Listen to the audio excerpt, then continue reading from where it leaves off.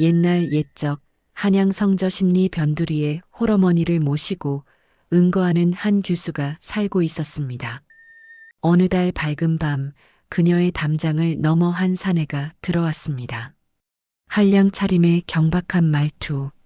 그러나 눈빛만큼은 어딘가 달랐지요. 교수는 그를 숨겨주었고 밤마다 그와 담소를 나누었습니다. 그런데 그 사내의 허리띠에서 기묘한 문양이 발견되었지요. 궁중에서만 쓰이는 표식이었습니다. 과연 그 사내의 정체는 무엇이었을까요? 그리고 규수의 운명은 어떻게 바뀌게 될까요? 지금부터 그 이야기를 들려드리겠습니다. 안녕하세요. 월야록입니다. 지금 이 이야기를 어디에서 듣고 계신지 댓글로 한 줄 남겨주세요. 옛날 옛적 조선 중기 어느 왕대의 일이었습니다. 한양 도성은 겉으로는 평온해 보였으나 안으로는 붕당의 다툼이 끊이지 않았지요.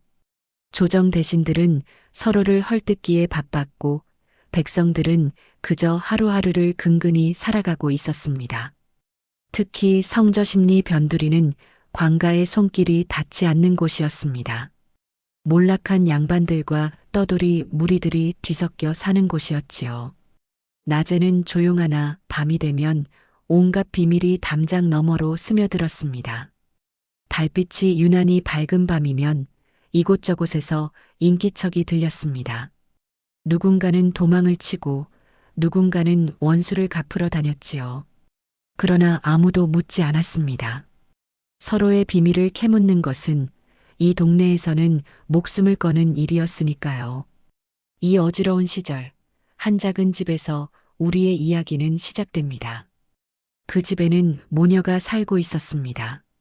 딸의 이름은 서연이었지요. 서연은 원래 한양 안쪽에서 나고 자란 사족의 딸이었습니다. 그러나 아버지가 영모에 연루되어 옥사하면서 집안은 하루아침에 몰락하고 말았습니다. 다행히 영모의 주모자가 아니라는 판결이 나서 목숨은 건졌으나 재산은 모조리 몰수되었습니다. 서연과 어머니는 성저심리 변두리의 낡은 집으로 쫓겨나듯 이사를 왔지요. 어머니는 그 충격으로 병을 얻었습니다. 침상에 누워 일어나지 못하는 날이 많았지요. 서연은 그런 어머니를 홀로 간병하며 바느질과 자수로 근근히 생계를 이어갔습니다. 서연은 23의 나이였으나 아직 혼처를 정하지 못했습니다. 몰락한 집안의 딸을 받아줄 곳이 없었기 때문이지요. 그러나 서연은 담담했습니다. 차라리 혼자 사는 것이 낫다고 생각했습니다. 서연의 외모는 화려하지 않았으나 달빛 아래 서 있으면 은은한 기품이 풍겼습니다. 맑은 눈매와 단아한 입술, 그리고 허리까지 내려오는 긴 머리카락이 그녀의 특징이었지요. 그녀는 규방에서 바느질을 하거나 마당에서 빨래를 하며 하루를 보냈습니다. 밤이 되면 어머니께 약을 다려드리고 홀로 달빛 아래 산책을 하곤 했습니다. 서연의 집안이 몰락한 데에는 사연이 있었습니다. 인근에 사는 권세가의 주인 이판서가 서연의 아버지를 모함했던 것이지요. 서연의 아버지는 조정에서 청렴결백하기로 이름난 관리였습니다. 그러나 이판서의 비리를 눈감아주지 않았지요. 이판서는 앙심을 품고 서연의 아버지를 영모에 연루시켰습니다. 거짓 증인을 매수하고 위조된 서신을 증거로 제출했지요. 결국 서연의 아버지는 억울한 누명을 쓰고 옥사하고 말았습니다. 서연은 이 모든 진실을 알고 있었습니다. 그러나 증거가 없었지요. 게다가 이 판서는 조정의 실세였습니다. 힘없는 여인이 감히 대적할 수 있는 상대가 아니었습니다. 서연의 집에는 늙은 하인 한 명만이 남아 있었습니다.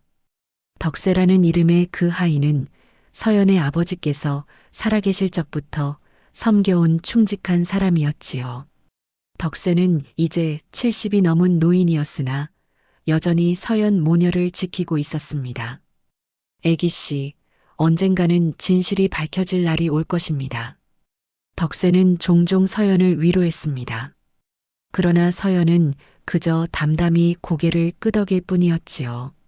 진실이 밝혀진들 무슨 소용이 있겠습니까?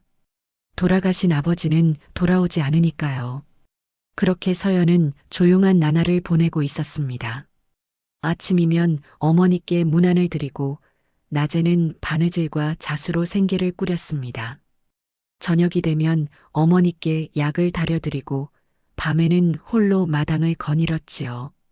달이 밝은 밤이면 서연은 담장 옆에 서서 하늘을 바라보곤 했습니다. 저 높은 하늘 어딘가에 아버지의 영혼이 계실까 하는 생각을 하며 말이지요. 그런데 어느 날 밤부터 담장 너머에서 이상한 인기척이 들리기 시작했습니다. 처음에는 들짐승이 지나가는 소리려니 했습니다. 그러나 며칠이 지나도 그 인기척은 계속되었지요. 서연은 불안했습니다. 혹시 이 판서가 자신을 해치려고 사람을 보낸 것은 아닐까 하는 생각이 들었습니다. 그러나 감히 관가에 알릴 수도 없었지요. 영모죄인의 딸이라는 낙인이 찍힌 서연에게 관가는 오히려 위험한 곳이었습니다. 그날도 서연은 밤에 마당을 거닐고 있었습니다. 달빛이 유난히 밝았습니다. 마치 무언가를 예고하듯 말이지요. 서연은 문득 담장 너머를 바라보았습니다. 그곳에서 누군가의 그림자가 어른거리는 것이 보였습니다. 서연의 심장이 쿵쾅거렸습니다. 그러나 그녀는 겁먹지 않았습니다. 오히려 담대하게 그 그림자를 향해 다가갔지요. 거기 누구요? 서연이 낮은 목소리로 물었습니다. 그러나 대답이 없었습니다. 그림자는 잠시 멈칫하더니 이내 사라져버렸지요. 서연은 가슴을 쓸어내렸습니다. 그리고 방으로 돌아갔습니다. 그날 밤 서연은 잠을 이룰 수가 없었습니다. 그 다음 날 밤 서연은 다시 마당에 나왔습니다. 혹시 그 그림자가 또 나타나지 않을까 하는 걱정 때문이었지요.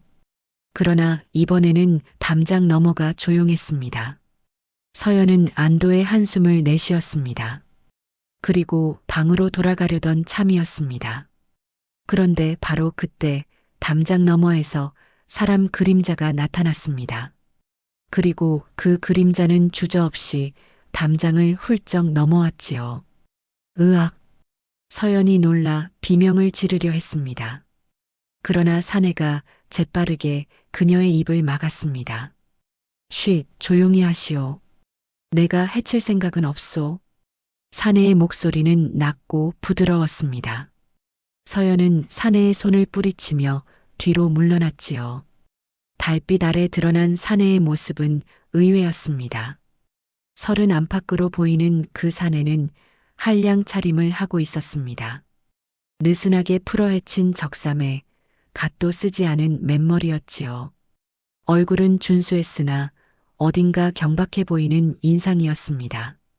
누구시오? 어찌하여 남의 집 담을 넘으시오? 서연이 낮은 목소리로 따졌습니다. 사내는 씩 웃으며 대답했지요. 급한 사정이 있어 그러오. 잠시만 숨겨주시면 고맙겠소. 무슨 급한 사정이요? 혹시 도둑질을 하다 쫓기는 것이오? 아니요, 그런 것은 아니고. 사내는 말끝을 흐렸습니다. 그리고 담장 너머를 돌아보았지요.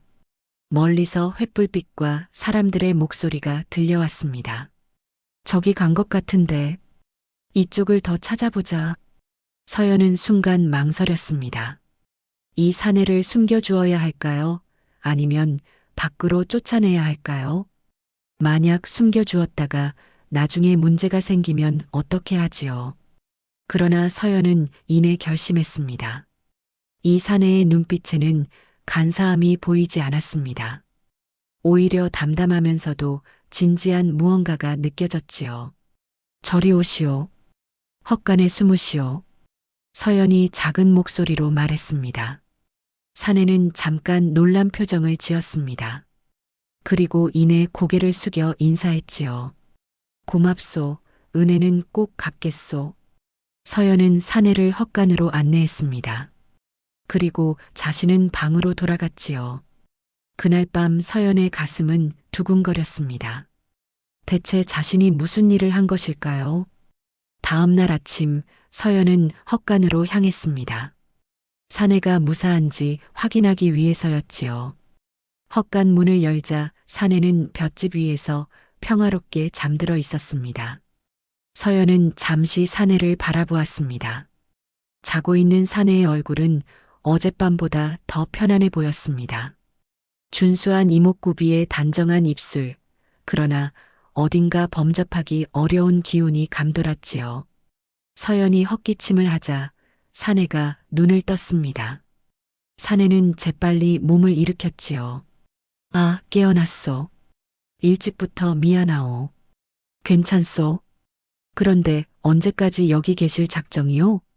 서연의 물음에 사내는 잠시 생각에 잠겼습니다. 그리고 조심스럽게 대답했지요. 사실 밖에 나가기가 조금 곤란하오. 하루만 더 숨어 있어도 되겠소? 하루요? 그럼 내일은 떠나시겠다는 말이오? 그렇소, 내일 밤이면 안전할 것 같소. 서연은 고개를 끄덕였습니다. 하루라면 참을 만했습니다. 그러나 한 가지 걱정이 되었지요. 그럼 식사는 어찌하실 작정이오? 이 집에는 어머니와 나 그리고 늙은 하인 하나뿐이요. 많은 음식을 준비하기는 어렵소. 걱정 마시오. 나는 많이 먹지 않소. 하루 한 끼면 충분하오.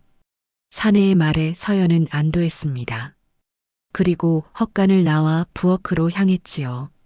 아침 식사를 준비하면서도 서연의 마음은 복잡했습니다. 대체 저 사내는 누구일까요? 왜 쫓기고 있는 걸까요? 혹시 나쁜 짓을 한 것은 아닐까요? 그러나 이상하게도 서연은 사내를 두려워하지 않았습니다. 오히려 묘한 호기심이 들었지요. 사내의 눈빛에는 뭔가 비밀이 숨겨져 있는 것 같았습니다. 그날 저녁 서연은 헛간으로 음식을 가져갔습니다. 보리밥 한 그릇과 김치, 그리고 된장국이 전부였습니다. 사내는 음식을 받아들며 환하게 웃었지요. 고맙소. 이것만으로도 충분하오. 사내는 음식을 맛있게 먹었습니다.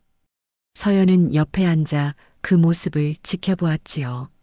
사내의 먹는 모습은 단정했습니다. 한량치고는 예의가 바른 편이었습니다. 어디서 오신 분이요? 서연이 조심스럽게 물었습니다. 사내는 밥을 삼키고 대답했지요. 한양 안쪽에서 왔소. 한양 안쪽이면 양반 동네 아니오? 그런데 어찌 한량 차림을 하셨소? 사정이 있어 그러오. 자세히 말하기는 어렵소. 사내의 말투는 정중했습니다. 경박한 한량의 말투가 아니었지요. 오히려 교육을 잘 받은 선비의 말투였습니다. 서연은 점점 더 궁금해졌습니다. 대체 이 사내의 정체는 무엇일까요? 그럼 이름이라도 알려주실 수 있소? 이름은 그냥 정한이라고 부르시오. 정한이라. 좋은 이름이요. 서연은 고개를 끄덕였습니다. 그리고 잠시 침묵이 흘렀지요. 달빛이 헛간 안으로 스며들었습니다. 그대는 혼자 사시오? 정한이 물었습니다. 서연은 고개를 저었지요. 아니요. 어머니와 함께 살고 있소. 아버지는 몇 해 전에 돌아가셨소. 그렇소, 힘드셨겠소. 정한의 목소리에는 진심 어린 위로가 담겨 있었습니다. 서연은 마음이 따뜻해졌지요. 두 사람은 그렇게 밤늦도록 이야기를 나누었습니다. 서연은 자신도 모르게 많은 이야기를 했습니다. 아버지의 억울한 죽음, 어머니의 병환, 그리고 혼자 감당해야 하는 생계의 무게까지 말이지요. 정한은 조용히 듣기만 했습니다. 그러나 그의 눈빛에는 깊은 연민이 담겨 있었습니다. 다음 날 아침 서연은 부엌에서 어머니의 약을 다리고 있었습니다. 그런데 갑자기 대문을 두드리는 소리가 들렸지요. 문 열어라. 이판서 대감댁에서 나왔다. 서연의 얼굴이 하얗게 질렸습니다. 이 판서의 하인들이 왜 여기까지 왔을까요? 서연은 재빨리 헛간으로 달려갔습니다. 정한, 큰일 났소. 이 판서 댁 하인들이 왔소. 정한은 침착하게 고개를 끄덕였습니다. 걱정 마시오. 내가 숨을 곳을 찾겠소. 아니오. 시간이 없소. 저 땅굴로 들어가시오. 서연은 헛간 바닥에 판자를 들어 올렸습니다. 그 아래에는 작은 땅굴이 있었지요. 원래 김치독을 저장하던 곳이었습니다. 정한은 재빨리 땅굴로 들어갔습니다. 서연은 판자를 덮고 그 위에 볏짚을 뿌렸지요. 그리고 덕세에게 달려가 대문을 열라고 했습니다. 대문이 열리자 이 판서 댁의 하인 서너 명이 들어왔습니다. 그들의 얼굴에는 거만함이 가득했지요. 이 집을 수색하겠다. 무슨 연유로 남의 집을 수색하시오? 서연이 담담하게 물었습니다. 하인 중 하나가 비웃으며 대답했지요.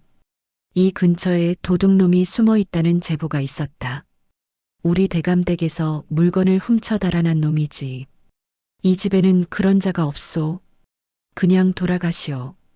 입 닥치고 있거라. 우리가 직접 확인할 것이다. 하인들은 거칠게 집안을 뒤지기 시작했습니다.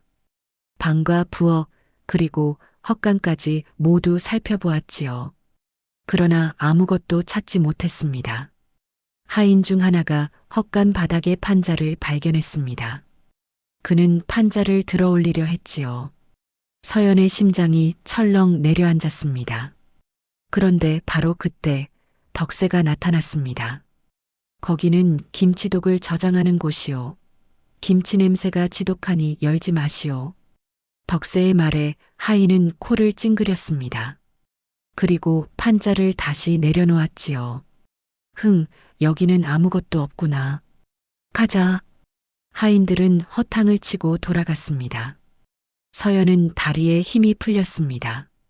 그녀는 주저앉아 한숨을 내쉬었지요. 정한은 땅굴에서 나왔습니다. 그리고 서연에게 깊이 고개를 숙였습니다. 고맙소.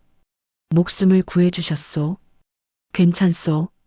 그런데 대체 당신은 누구요? 왜 이 판서가 당신을 찾는 것이오? 서연의 물음에 정한은 잠시 망설였습니다. 그리고 조심스럽게 대답했지요. 그건 지금은 말할 수 없소. 하지만 언젠가는 모두 말해드리겠소. 그날 밤 서연은 다시 헛간으로 향했습니다. 정한에게 저녁 식사를 가져다 주기 위해서였지요. 그런데 헛간 안에서 이상한 광경을 목격했습니다. 정한은 볏짚 위에 앉아 무언가를 적고 있었습니다. 달빛 아래서 붓을 들고 종이에 글을 쓰고 있었던 것이지요. 그의 필체는 유려했고 글의 내용은 심오했습니다. 서연은 놀라움을 감추지 못했습니다. 한량이 저렇게 글을 잘 쓸 수 있을까요? 게다가 그가 쓰고 있는 내용은 조정의 정치와 민심에 관한 것이었습니다. 당신 정말 한량이 맞소? 서연이 물었습니다. 정한은 화들짝 놀라며 종이를 숨겼지요. 아, 깜짝이야. 언제 오셨소? 방금 왔소. 그런데 당신이 쓰고 있던 글은 무엇이오? 한량이 저런 글을 쓸 수 있소? 정한은 난처한 표정을 지었습니다. 그리고 한숨을 내쉬며 말했지요. 사실 나는 글을 좀 배운 사람이요. 과거 시험을 준비하다가 사정이 생겨 그만두었소. 과거 시험이라. 그럼 양반이시오? 뭐 그렇다고 할 수 있소. 정한의 대답은 애매했습니다. 그러나 서연은 더 이상 묻지 않았지요. 정한에게도 말하고 싶지 않은 사정이 있을 것 같았습니다. 서연은 음식을 내려놓고 정한 옆에 앉았습니다. 그리고 그가 쓴 글을 넘겨보았지요. 당신의 글은 정말 훌륭하오.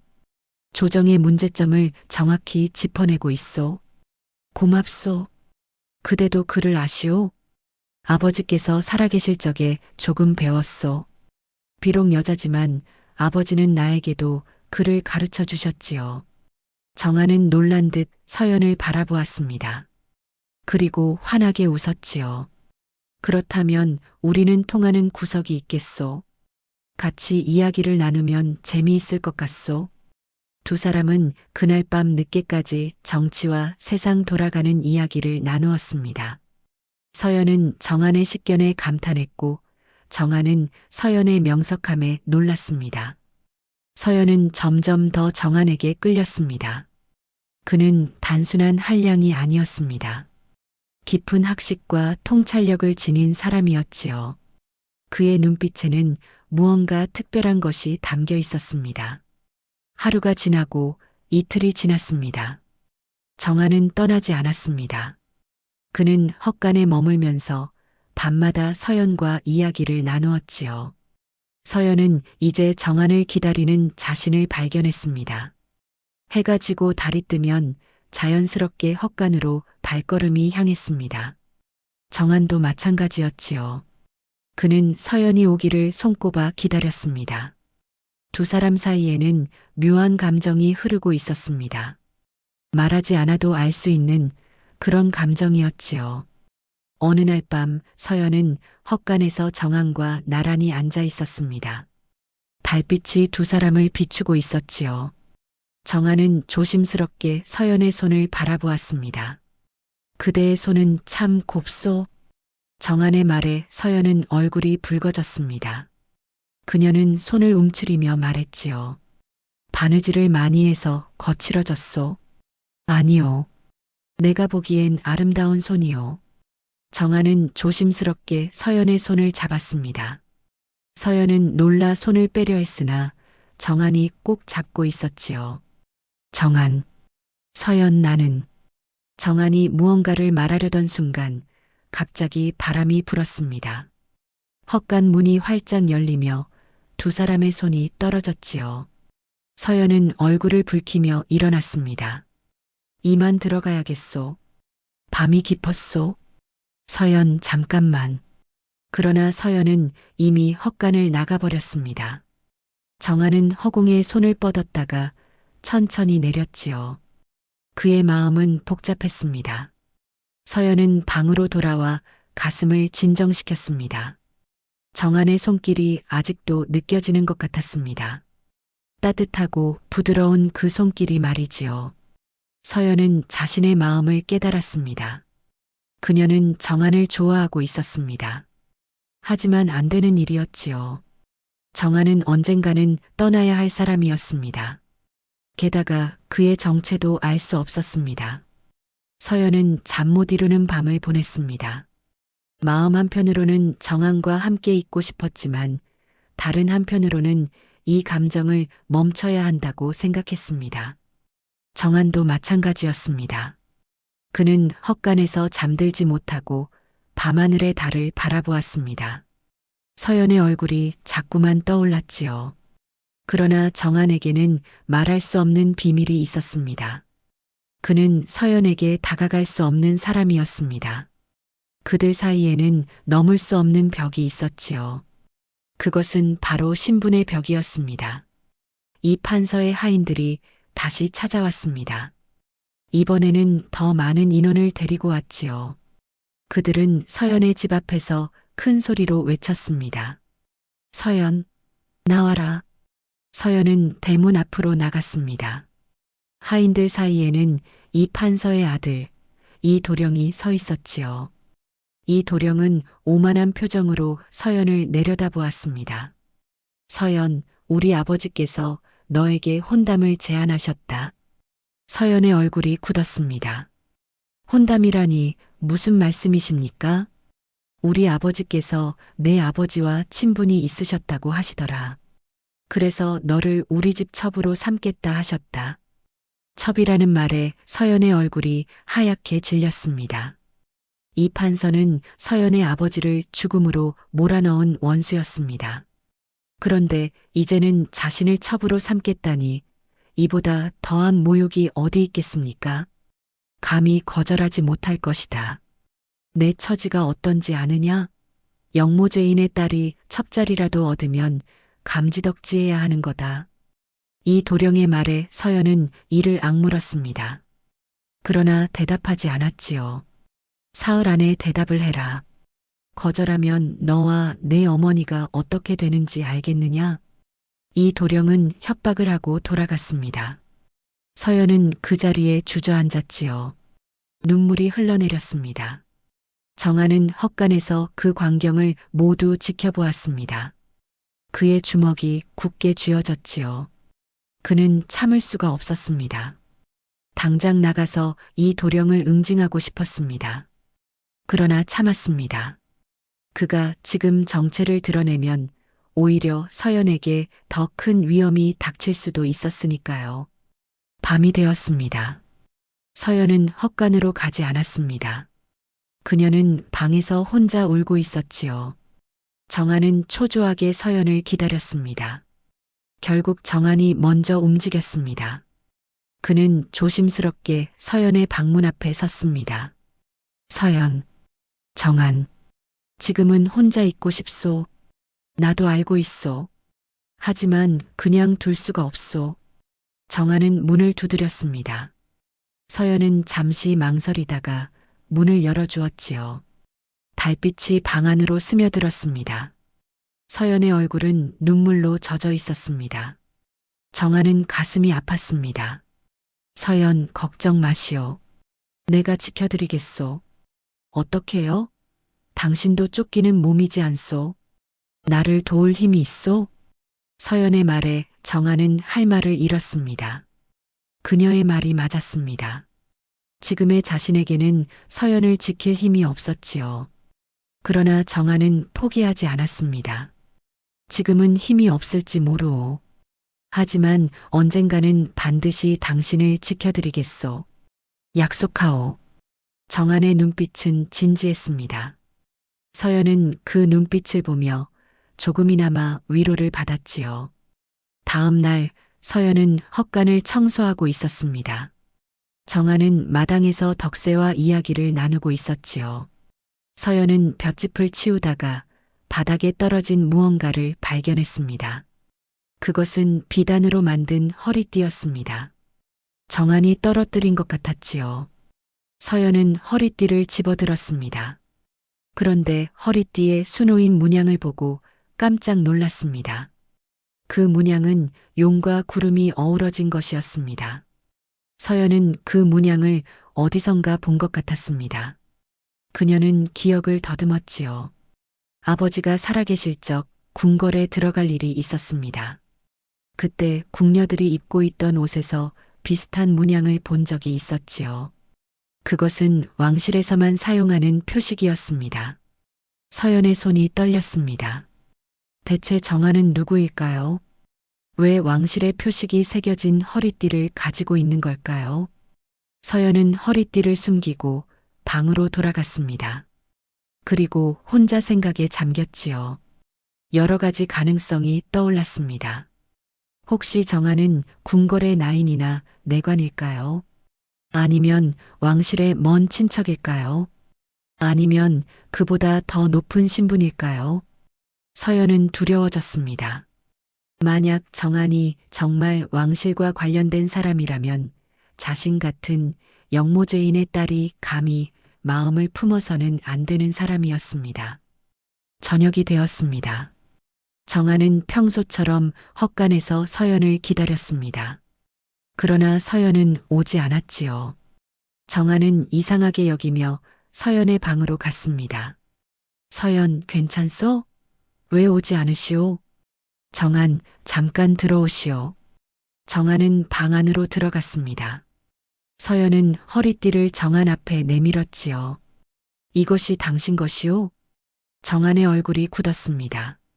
그는 재빨리 허리띠를 집어들었지요.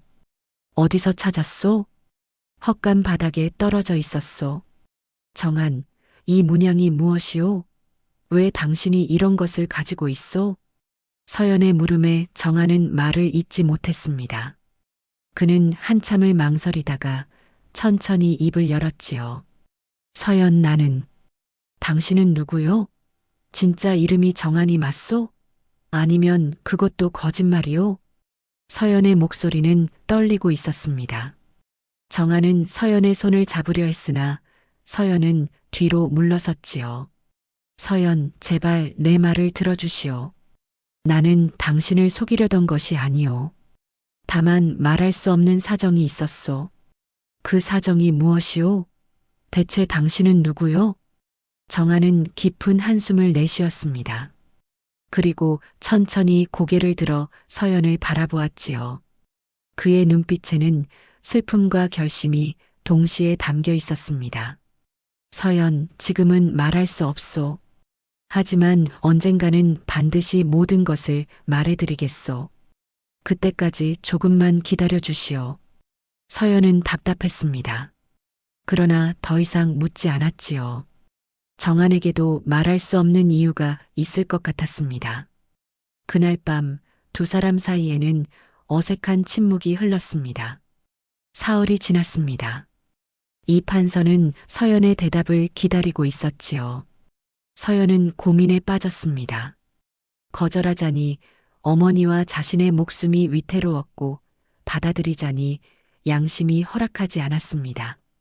정아는 그런 서연을 안타까운 눈으로 지켜보았습니다. 그는 서연을 돕고 싶었으나 자신의 정체를 밝힐 수 없었지요. 아직 때가 아니었습니다. 서연은 마침내 결심을 했습니다. 그녀는 이 판서의 제안을 거절하기로 한 것이지요. 차라리 죽는 한이 있어도 원수의 집안에 들어갈 수는 없었습니다. 어머니, 제가 무슨 일이 있어도 어머니를 지키겠습니다. 서연은 병상에 누운 어머니에게 말했습니다. 어머니는 딸의 손을 꼭 잡았지요. 내 딸, 내가 옳다고 생각하는 길을 가거라. 어머니는 내 결정을 지지한다. 서연은 눈물을 흘렸습니다. 그리고 이 판서 댁으로 향했지요. 정아는 서연을 따라 나섰습니다. 그는 멀찍이서 서연을 지켜보았습니다. 혹시라도 위험한 일이 생기면 바로 나설 작정이었지요. 서연은 이 판서 댁 대문 앞에 섰습니다. 그리고 큰 소리로 외쳤습니다. 이 판서, 나오시오. 이 판서는 비웃으며 나왔습니다. 허허, 겸손하게 찾아올 줄 알았는데 이게 무슨 버릇없는 짓이냐? 판서 어른, 제가 분명히 말씀드리겠습니다. 저는 당신의 제안을 거절하겠습니다. 이 판서의 얼굴이 일그러졌습니다. 뭐라? 감히 거절을 한다고? 그렇습니다. 저는 영모죄인의 딸일지 몰라도 제 자존심을 팔지는 않겠습니다. 서연의 목소리는 당당했습니다. 이 판서는 화가 나서 고함을 쳤지요. 이 계집이 미쳤구나. 내 목숨이 아깝지 않으냐? 제 목숨보다 양심이 더 소중합니다. 서연의 대답에 이 판서는 하인들에게 명령했습니다. 저 계집을 잡아라. 관가에 넘기겠다. 하인들이 서연을 향해 달려들었습니다. 서연은 도망치려 했으나 이내 붙잡히고 말았지요. 바로 그때 정한이 나타났습니다. 그는 번개같이 하인들을 제압하고 서연을 구출했습니다. 정한의 무술 실력은 보통이 아니었지요. 감히 누구냐? 이 판서가 소리쳤습니다.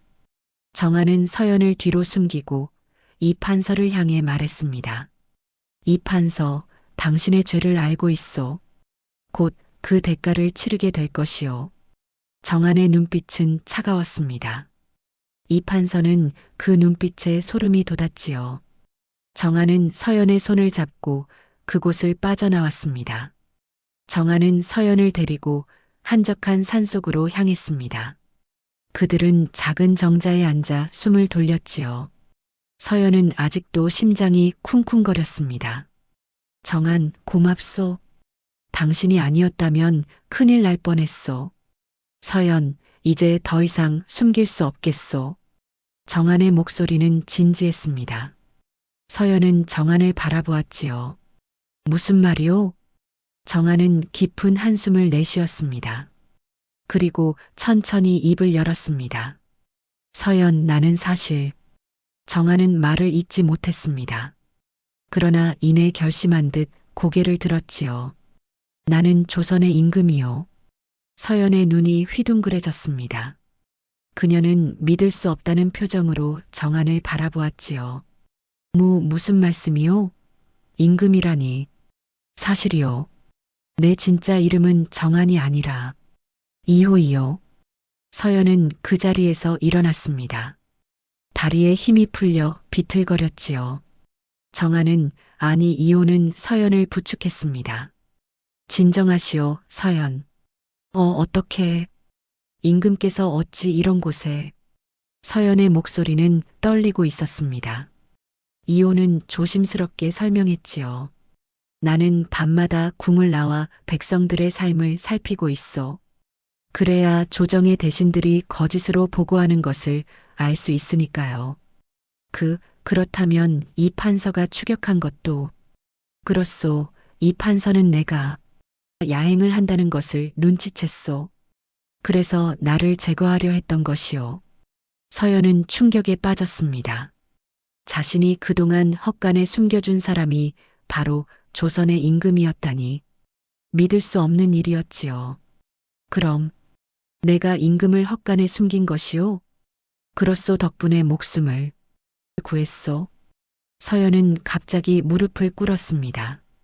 죄송합니다, 전하. 이 천한 것이 감히 전하를 헛간에.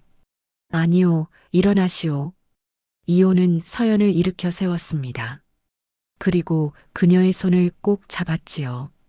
서연, 나는 임금이기 전에 한 남자요. 그리고 나는 당신을 사랑하오. 서연은 눈물을 흘렸습니다. 이호의 고백은 기쁘면서도 슬펐습니다. 임금과 영모제인의 딸, 이보다 더 어울리지 않는 조합이 어디 있겠습니까? 전하, 저 같은 것을 어찌. 나에게 당신은 신분이 아니라 사람이요. 그대의 강인함과 아름다움에 나는 반했소. 이호의 눈빛은 진심으로 가득했습니다. 서연은 더 이상 눈물을 참을 수 없었지요. 전하, 하지만 저희는 함께할 수 없습니다. 저는 영모제인의 딸이옵니다. 그것은 내가 해결하겠소. 당신의 아버지가 억울하게 죽었다는 것을 나도 알고 있소.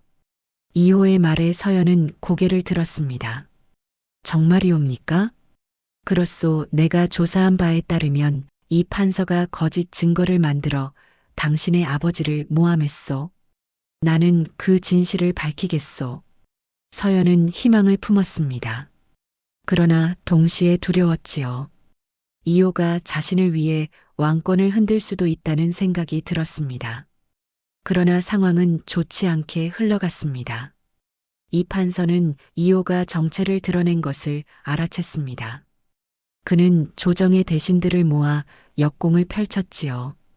전하께서 영모제인의 딸과 정을 통하셨습니다. 이는 왕실의 권위를 떨어뜨리는 일이옵니다. 이 판서의 탄핵에 조정은 술렁였습니다. 많은 대신들이 이호를 비난했지요.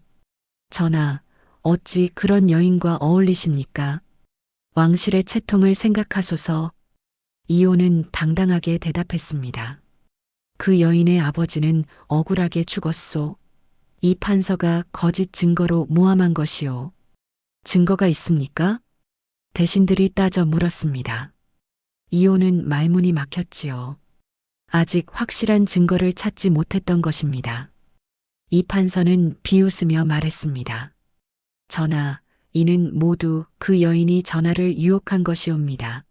그 여인은 영모제인의 딸로서 왕실을 무너뜨리려는 음모를 꾸민 것이옵니다. 헛소리 말라. 이호가 고함을 쳤으나 대신들은 이미 이 판서의 편에 서 있었습니다. 이호는 고립되었지요. 결국 서연은 체포되었습니다. 그녀는 영모 혐의로 감옥에 갇혔습니다. 이호는 어찌할 바를 몰랐지요. 감옥에 갇힌 서연은 절망했습니다. 어머니는 병이 악화되었고 자신은 곧 처형될 판이었습니다. 무엇보다 이호에게 누를 끼친 것이 마음 아팠지요. 차라리 내가 죽는 것이 나았을 것을. 서연은 눈물을 흘렸습니다. 이호를 만난 것이 기쁘면서도 후회가 되었습니다. 이호는 궁궐에서 밤낮으로 고민했습니다. 어떻게 하면 서연을 구할 수 있을까? 그러나 방법이 보이지 않았지요. 대신들은 계속해서 서연의 처형을 요구했습니다. 이호는 버틸 수 있는 한계에 다다르고 있었습니다. 바로 그때 이호는 결심을 했습니다. 왕권을 걸고서라도 서연을 구하기로 한 것이지요. 이호는 조정을 소집했습니다. 모든 대신들이 모인 자리에서 이호는 당당하게 선언했지요. 짐은 서연의 아버지가 억울하게 죽었음을 밝히겠소. 그리고 그 진실을 은폐한 자들을 처벌하겠소. 대신들은 웅성거렸습니다. 이 판서는 비웃으며 나섰지요. 전하, 증거도 없이 어찌 그런 말씀을 하십니까? 증거라면 있소. 이호는 한 통의 서신을 꺼냈습니다. 그것은 이 판서가 증인을 매수했다는 내용이 담긴 편지였지요. 이것은 당시 증인으로 나섰던 자가 남긴 편지요. 그는 죽기 전에 양심의 가책을 느껴 진실을 적어두었소. 이호의 말에 조정이 술렁였습니다. 이 판서의 얼굴이 하얗게 질렸지요. 그것은 위조된 것입니다. 위조라고? 이 필체와 도장을 보시오. 이것이 위조라면 천하에 진짜는 없을 것이오. 이호는 대신들에게 편지를 돌렸습니다. 대신들은 편지를 읽고 경악했지요. 이것이 사실이라면. 이 판서, 당신은 영모죄인을 만들어낸 영모자요. 당장 체포하라. 이호의 명령에 금군들이 이 판서를 체포했습니다. 이 판서는 발악하며 고함을 쳤지요. 전하, 이것은 모함이옵니다. 저는 억울합니다. 억울하다고? 당신이 서연의 아버지에게 한 짓이 바로 그것이요. 이제 당신이 그 대가를 치를 차례요. 이 판서는 끌려갔습니다. 그리고 이호는 즉시 서연을 석방하라는 명령을 내렸지요. 그러나 이호는 대가를 치러야 했습니다. 대신들 중 일부는 이호의 결정에 불만을 품었습니다. 그들은 이호가 한 여인 때문에 왕권을 흔들었다고 비난했지요. 전하, 이는 왕실의 권위를 떨어뜨리는 일이옵니다. 짐은 잘못된 것을 바로잡았을 뿐이요. 억울한 자를 풀어주고 악한 자를 벌하는 것이 왕의 도리가 아니오. 이호는 당당했습니다. 그러나 조정의 분위기는 좋지 않았지요. 이호는 정치적 약점을 드러낸 셈이었습니다. 서연은 석방되었습니다. 그녀는 이호를 만나자마자 무릎을 꿇었지요. 전하, 제 때문에 전하께서 곤란해지셨습니다. 용서하소서. 일어나시오, 서연. 이것은 내가 선택한 일이오. 이호는 서연을 일으켜 세웠습니다. 그러나 두 사람 모두 알고 있었습니다. 이들의 사랑은 이제 더 큰 시련을 맞이하게 될 것이라는 것을 말이지요. 이 판서는 감옥에 갇혔으나 포기하지 않았습니다. 그는 자신의 잔당들을 모아 반란을 일으키려 했지요.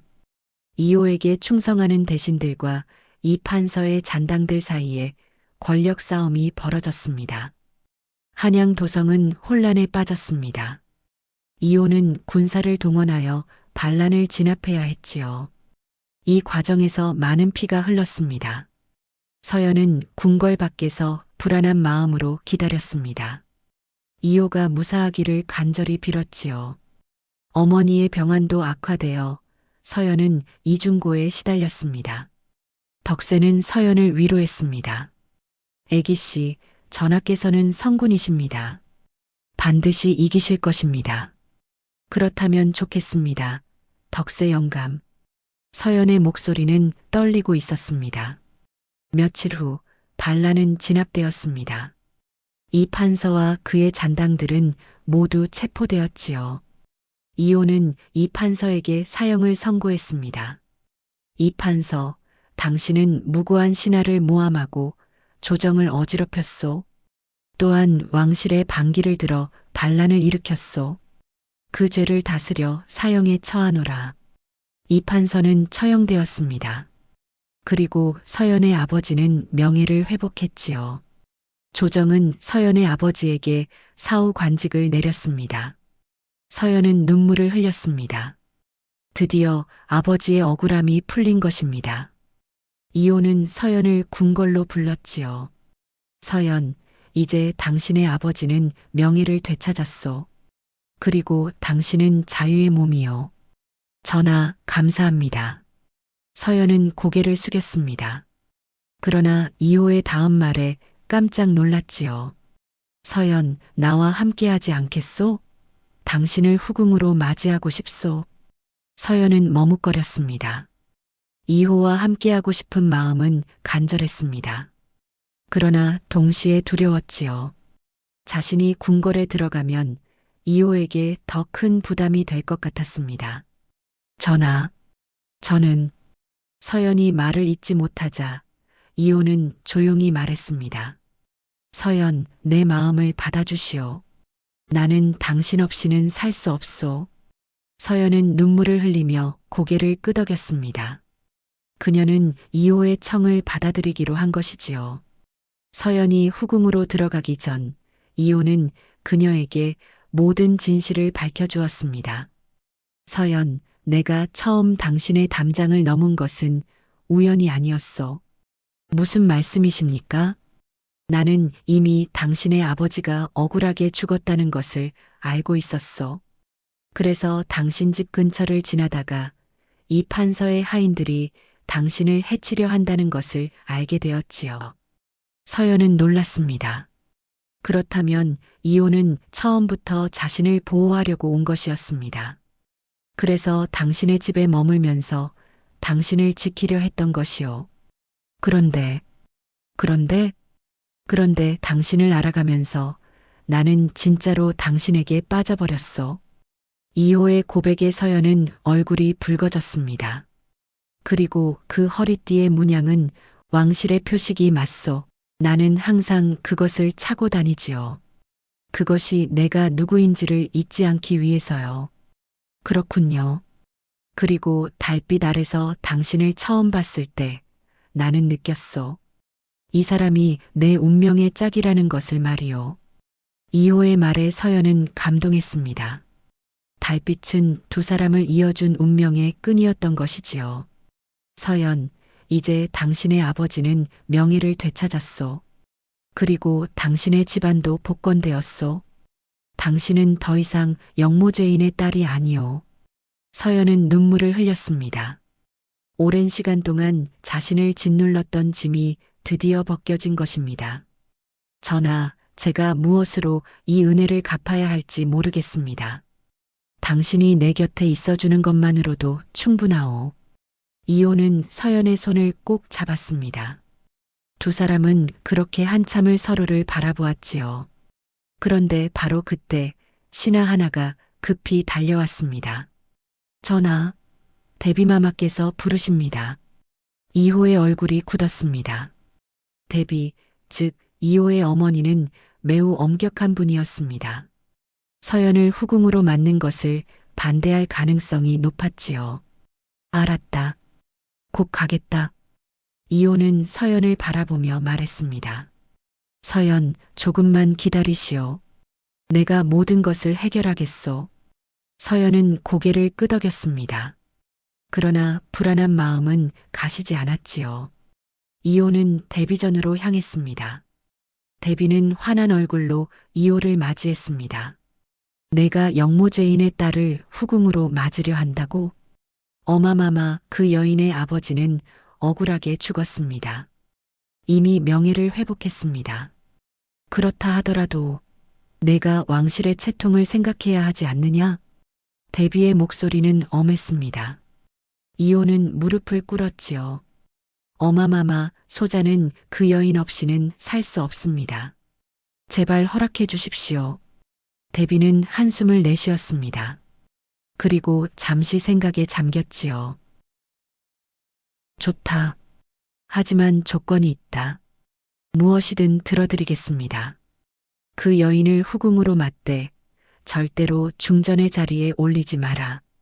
그리고 아들을 낳더라도 세자로 삼지 마라. 대비의 조건은 가혹했습니다. 그러나 이호는 고개를 끄덕였지요. 알겠습니다. 어마마마. 이호는 데뷔전을 나왔습니다. 가슴이 아팠습니다. 서연을 온전히 자신의 사람으로 만들 수 없다는 것이 말이지요. 결국 이호는 서연을 후궁으로 맞이하지 않기로 결정했습니다. 데뷔의 조건이 너무 가혹했고 서연에게 그런 삶을 강요할 수 없었기 때문이지요. 대신 이호는 서연을 궁 밖에 따로 집을 마련해 주었습니다. 한양 북촌의 아름다운 한옥이었지요. 그리고 서연의 어머니도 그곳으로 모셨습니다. 서연, 미안하오. 내가 당신을 궁궐로 모시지 못해서. 괜찮습니다, 전하. 이것만으로도 충분합니다. 서연은 담담히 웃었습니다. 그녀는 이미 알고 있었습니다. 임금과 자신은 함께할 수 없는 운명이라는 것을 말이지요. 나는 가끔 이곳을 찾아올 것이요. 당신과 함께 시간을 보내고 싶소. 기다리겠습니다, 전하. 이호는 서연의 집을 떠났습니다. 뒤돌아보니 서연이 대문 앞에 서서 손을 흔들고 있었지요. 이호는 가슴이 먹먹했습니다. 시간이 흘렀습니다. 이호는 약속대로 자주 서연의 집을 찾았습니다.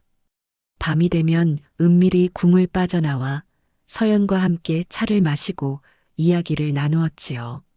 서연도 새로운 삶에 적응했습니다. 어머니의 병화는 좋은 약을 쓰며 조금씩 나아졌고 집안도 안정을 찾았습니다. 덕세는 여전히 서연 곁을 지키고 있었지요. 그러나 두 사람은 알고 있었습니다.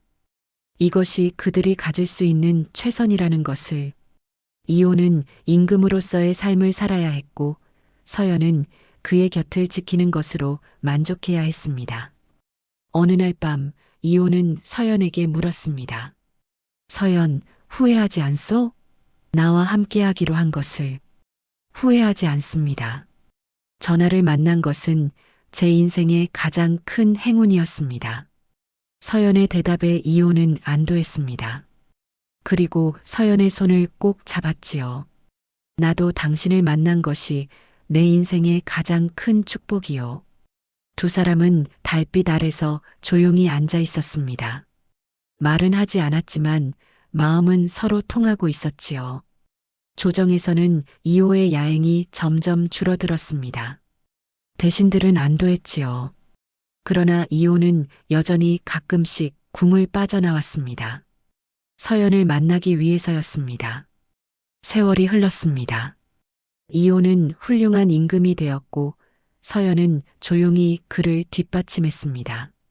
두 사람의 사랑은 세상에 알려지지 않았지만 그들에게는 그것으로 충분했습니다. 세월이 더 흘렀습니다. 이호는 조선의 명군으로 역사에 이름을 남겼지요. 그는 백성을 사랑하고 정의를 세웠으며 나라를 안정시켰습니다. 후세 사람들은 그를 칭송했습니다. 서연은 북촌의 집에서 조용히 살았습니다. 그녀는 이호의 아이를 낳지 못했지만 후회하지 않았습니다. 이호와 함께한 시간들이 그녀에게는 가장 소중한 보물이었으니까요. 어머니는 결국 세상을 떠났습니다. 서연은 어머니의 임종을 지키며 이호에게 감사했습니다. 어머니가 평화롭게 생을 마감할 수 있도록 도와준 것에 대해서 말이지요. 덕세도 나이가 들어 세상을 떠났습니다. 서연은 홀로 남았지만 외롭지 않았습니다. 이호가 자주 찾아왔고 두 사람은 여전히 달빛 아래서 이야기를 나누었으니까요. 어느 날 밤 이호는 서연에게 물었습니다. 서연, 만약 다시 태어난다면 나를 다시 만나고 싶소? 물론입니다, 전하. 다시 태어나도 전하를 사랑하겠습니다. 서연의 대답에 이호는 미소를 지었습니다. 나도 그렇소.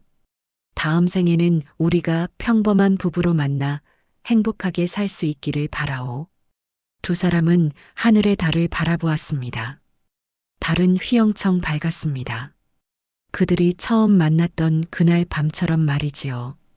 달빛은 담장 너머로 비추었습니다. 그리고 두 사람의 모습을 은은하게 감싸주었지요. 세월이 더 흐른 후 이호가 세상을 떠났습니다. 서연은 그의 죽음을 듣고 오랫동안 울었습니다.